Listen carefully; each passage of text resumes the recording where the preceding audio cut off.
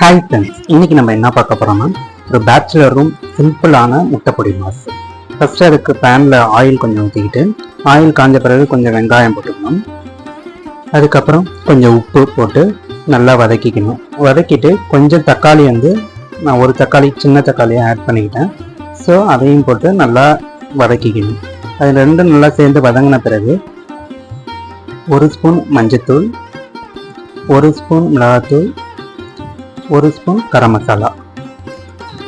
So இந்த மூணுத்தையும் சேர்த்து அந்த பச்சை வாசனை போகிற வரைக்கும் நல்லா வதக்கிக்கணும்.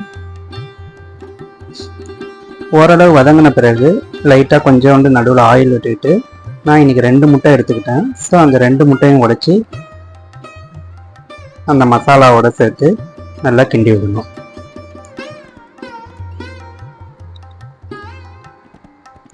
ஓரளவு ட்ரை ஆன பிறகு ஒரு கிண்டி கடைசியை சர்வ் பண்ணிட்டா ஒரு சுவையான சிம்பிளான முட்டைப்பொடி மாஸ் ரெடி. இந்த மாதிரி சிம்பிளான பேச்சுலர் ரூம் ரெசிபிஸ் வேணுமா லைக் பண்ணுங்கள், ஷேர் பண்ணுங்கள், சப்ஸ்கிரைப் பண்ணுங்கள். மறக்காமல் நோட்டிஃபிகேஷன் பட்டனை கிளிக் பண்ணிடுங்க. தேங்க்யூ ஃபார் வாட்சிங்.